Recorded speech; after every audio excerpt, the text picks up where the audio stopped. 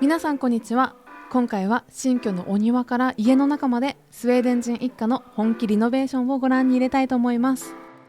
DIY から電気工事、解体まで内容盛りだくさんです。どうぞ最後までご覧ください。草がすごい。まず入居した時点で困ったのがこのお庭。契約書には庭の芝生は刈った状態で引き渡すと記してあったんですが、初めて空っぽの家を見た日、全く草刈りがされていない状態でした。2日後に愛犬を連れてきた時は草は全部刈ってあるように見えたんですが、夏の間放置されて伸びきった状態の草を均等に切るのは至難の業。後で確認すると半分くらいの草は上からネタをされただけで、2週間経つとこんな感じ。お隣さんと比べてもうちの芝生はすごく黄色いのが分かりますよね。そこから家族の力も借り、ネタをされた草をほうきで何度も何度も起こし、繰り返し芝刈り機で刈る作業をしました。それを続けること数週間、綺麗なグリーンになってきましたよ。北スウェーデンの夏はとても短いので、この夏の間だけの短い庭のお手入れではあるんですが、少しでもサボると後で後悔することを1年目で勉強させてもらいました。以前の引っ越し動画で少しお伝えしたんですが、ヨハンの家族が南スウェーデンから新居に遊びに来てくれていたので、みんなで家のいろんな場所をアップデートしました。これはキッチンから見た外の様子なんですが、奥のウッドデッキ左端が損傷しているの分かりますか？そう、この左側。これは去年除雪車が気づかずにガシッとやっちゃったらしくて、直そうかどうか迷ったんですが、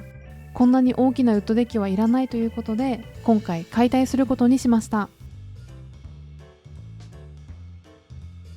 そして解体した木材を使って新しくはしごと階段を作ってもらいましたよ。ヨハンか何か心配そうに見ているこの先には、もともと違う照明がついていました。私は電気工学に詳しくないんですが、直前まで使われていたこちらのライトは危険がいっぱいだったらしく、急遽新しいライトを取り付けることに。日本では電気工事は誰でもできるわけではなく、知識や免許がないとできないルールだと思うんですが、スウェーデンでは素人でも DIY 精神で電気工事のリフォームをやっちゃう人が結構いるんです。実はこの新居の外の配線をチェックしていたら、すでにショートしている場所もあって丸焦げになっている状態でした。雨風に当たる場所なので、最悪の場合火災につながることも。そうならないように耐水性を守るやり方で外の配線と電気を取り付けてもらいました。そして完成です。お値段は5000円ちょっと。ヨハンのパパと弟のフィリップに30分足らずで設置してもらいました。この新しい照明はセンサーで自動点滅するものなので、つけ忘れや消し忘れの心配もなく省エネにもなるので、私たちのお気に入りです。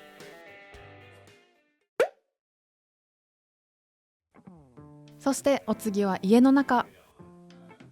これもまたエンジニア2人が家の電気配線をしっかりチェックしてくれました。というのも、うちのブレーカーは7番から42番まであって合計36個。その一つ一つがどの部屋のどのコンセントにつながっているかわからなかったので、こういった装置を使いながらその答え合わせをしていきます。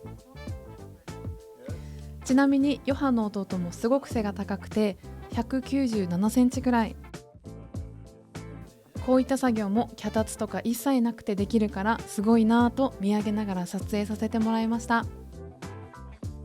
さらにフィリップにはこの変な音がするエアコンも故障しているか確認してもらいました。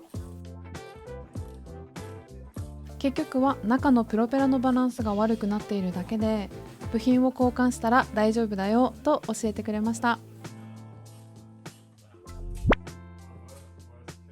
そして次に取り組むのは2階につながるこちらの階段。ご覧の通り今階段には手すりがありません。入居した時からちょっと怖いなと思っていたこの階段、両サイドをしっかりカバーできる手すりを作ろうかなと少し迷ったんですが、今回は DIY で簡単に作れる最低限の手すりもどきを作っていきたいと思います。そして使うのは3つだけ。シンプルな白いロープに上と下にそれぞれ違う留め具を使って、こうやってジグザグにロープを通していきます。ロープの最後はこうやって輪っかにして大きな家具を運ぶ時などいつでも外して使うことができる仕様。これをつかみながら上り下りできる強さはないんですが、愛犬が危なっかしい降り方で階段の途中から横にジャンプしなくなったことと、私たちも上り下りするのが怖くなくなったのでとても気に入っています。なぜかブライアンはいつもここが好きです。ブライアンは家の2階も1階も見れるこの階段の場所が好きみたいで、こうやってよく座っています。大掛かりに変えたわけではないので、状況が変わればまた新しく手すりなどをつけられそうなのもいいなと思っています。What are you doing, Gemma? That's not for dogs. It's for cats. It's for cats. Silly girl. 入居して驚いたのがこの猫用の出入り口。このエリアは冬はマイナス30度近くになるのに、テラスにつながるこの扉にそのまま穴が開けてあって、中から見るとこんな感じ。今夏なんですが、蚊や虫が大量に入ってきそうだったので、入居してすぐこの穴を塞ぐことに。猫専用の扉が他にも家の中に2箇所あったので、このリノベ中の部屋の穴を塞いでいる様子を皆さんにお見せしたいと思います。ヨハンが今立てているのは石膏ボードと呼ばれる内壁などに使われる材料。石膏ボードはカッターで少し切れ目を入れるだけで結構簡単に両手でポキッと折ることができます。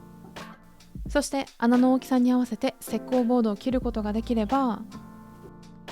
パテを使っていい感じに壁となじませるだけ。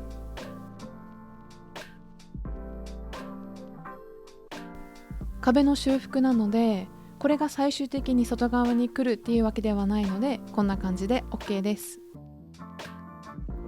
最後にヤスリで削ったら、その上から壁紙を貼ったりペンキを塗って完成です。I think it's gonna be good.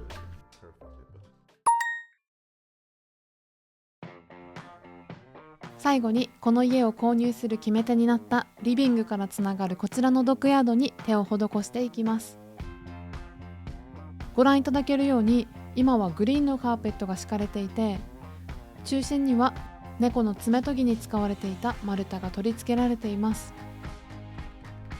まずはその2つを取り除いたんですが、太陽が出るとこんな感じでウッドデッキの上がポカポカ気持ちよくて、今年の夏ブライアンとジェマの一番好きな場所になりました。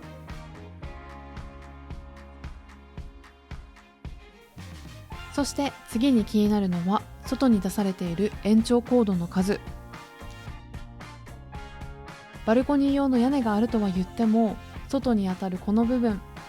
延長コードが危険な使われ方をしている箇所が無数にあったので、それらを全部処分してエンジニア2人に配線を伸ばす工事をしてもらっています。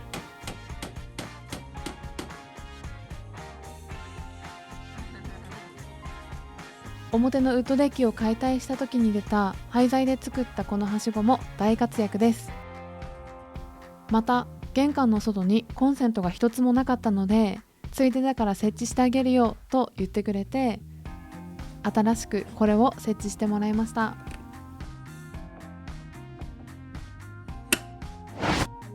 そして次はドッグヤードの整理。今は草がぼうぼうでジャングル状態で見えないんですが、ここにはいろんなガラクタが眠っていました。とりあえず地面に置かれたものや埋め込まれたものは全部取り除いて数週間過ごしてはみたんですが、ジェマが7月に怪我をしたということもあって、草刈り機を使ってドッグヤードを一掃することに。根がしっかりした草木やブドウのつるなどがあったんですが、どれも枝が鋭くて刺さると痛いものが多かったので、根っこから抜くことにしました。刈った草はこういった感じで鳴らしながら地面を平らにしたら完成。さらにヨハンが新しく階段も作ってくれたので、もっと使いやすくなりました。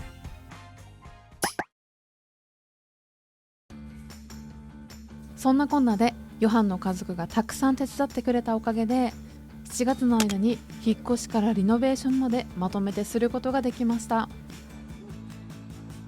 他にもエレンが自転車を修理してくれたり、家具をみんなで組み立てたり、バーベキューやお寿司パーティーを開いたり、家族7人で充実した楽しい1週間を送ることができました。最後になるんですが、1300キロも遠く離れたところから車に荷台を引いて家具や植物、プレゼントまで持ってきてくれた家族のみんなに感謝したいと思います。どうもありがとうございました。そして来週は念願の IKEA 購入品紹介。ぜひチャンネル登録や高評価ボタン、コメントなんかもお待ちしております。それでは来週もお会いしましょう。ヘイドー。